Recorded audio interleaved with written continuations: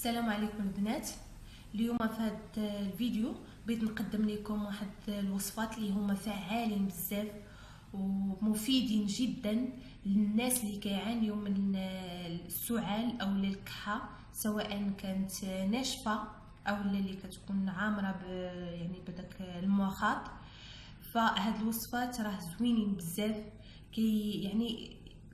تستعملوهم واحد المده ديال 3 ايام او 4 ايام متتاليه، غادي تحسوا بواحد التحسن كبير في الجهاز التنفسي ديالكم ولا في الرئتين. غيتنظفوا، غادي تعقموا من هذوك النزلات ديال البرد اللي مصابين بها. فهاد الوصفه عندنا اولا السانوج او الحبه السوداء، عندنا زريعه الكتان، عندنا القرنفل، وعندنا الشمر او النافع. عندي هنايا الحليب دافي او سخون شويه باش ملي نديرو فيه المكونات يطلق، وعندنا البصله الحمراء والعسل. اولا غنبدا لكم بالوصفه الاولى اللي هي البصله الحمراء والعسل. غادي نشدو هاد البصله الحمراء، غادي نحكوها بالحكاكه، غادي نصفيو منها هذاك الماء اللي غادي تطلق لينا، وغادي نخلطوه مع العسل الحر، وغادي نشربوه على الريق، يعني معلقه، يعني الا درنا غير بصله وحده على الصباح على الريق وقبل ما ننعسو. فالبصله راه انتيبيوتيك طبيعي كينظف لينا الجهاز التنفسي بواحد الشكل اللي هو رائع، يعني كاع داك المخاط، كاع داك البرد اللي معشش في الرئه وفي الجهاز التنفسي غادي يخرج، يعني غادي تنظفوا بشكل زوين بزاف. راه اللي كيعانيو من السعال او الكحه اللي كتكون مده طويله، يعني مده طويله هو في هاد الكحه، فهاد البصله مع العسل الحر فهي الدواء الفعال، يعني هي السر ديال السعال. يعني الا كان اي واحد كيعاني منه فممكن انه يستعمل غير البصله والعسل، فهو غادي يعني ما يتبقاش فيه بحال ما كانش فيه، بحال كان غير كيكذب. هذه هي الوصفه الاولى. الوصفه الثانيه غادي نطحنوا هاد المكونات، يعني نطحنوا السانوج، ونطحنوا زريعه الكتان، ونطحن هاد القرنفل، وغادي نرجع معكم باش نقول بعد ما طحنا هاد المكونات، السانوج، زريعه الكتان والقرنفل. فغادي نوضعوا مثلا راس معلقه ديال السانوج مع راس معلقه ديال اولا نص معلقه ديال زريعه الكتان، وغادي نخلطوهم بزوج وغادي نشربوهم، يعني ما نضيفو حتى حاجه، لا السكر لا العسل لا حتى شي حاجه.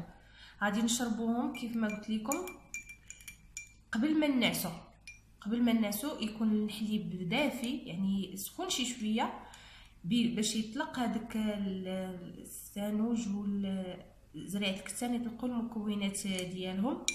فملاحظه بان زريعه الكتان ولا السانوج يعني حتى نبغيوهم عاد نطحنوهم، او الا طحناهم نحطوهم في الثلاجه، يعني واحد الكميه اللي تكون قليله اللي نستعملوها مثلا مده ديال يومين او 3 ايام، هذيك نحطوه في الثلاجه باش نستعملوه. يعني الا استعملناه هو او يعني نطحنوه ونخليه واحد المده عاد نستعملوه، فهاد المكونات راهم كيتاكسدوا، يعني كيوليو مسمومين الا خليناهم مطحونين وخليناهم.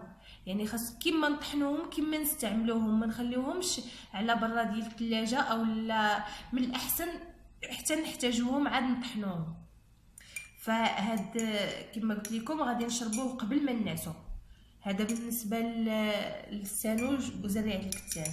بالنسبه للقرنفل حتى هو واحد راس المعلقه، فاحنا عارفين المكونات، يعني المنافع ديال هاد الزرار على زريعه الكتان ولا حبه السوداء ولا القرنفل، فهما رائعين ماشي فقط للجهاز التنفسي، فحتى اللي كيعانيو من كما قلت لكم من الربو يعني عندهم حساسيه كيختنقوا بزاف، فيستعملوا غير هاد القرنفل مع الحليب كل نهار، فغادي يلقاو واحد النتائج اللي زوينه بزاف على الصحه ديالهم، ولا حتى على التنفس ديالهم، وحتى السعال يعني راه كيمشي بواحد الطريقه اللي رائعه. فملي غادي تشربوا هاد المكونات في الليل، في الصباح غادي يخرج لكم العجب المتعجب من الرئه ديالكم، يعني واحد داك الميكروبات سواء القديمه او الجديده، يعني كل شيء كيخرج عن طريق يعني النخام. ف اعزكم الله، فهادو جوج وصفات. فالوصفه الثالثه هي عباره على الشمر او النافع. الطريقه ديال الاستعمال ديالو، غادي نشدو النافع، غادي نغسلوه واحد الكميه، يعني واحد المعلقه كبيره نغسلوها، وغادي نوضعوها في كاس ونخويو عليها الماء الطايب ونخليوه حتى يطلق ونشربوه، يعني 2 مرات في النهار. فتا هو رائع بزاف للزكام ونزلات البرد وكذلك للسعال.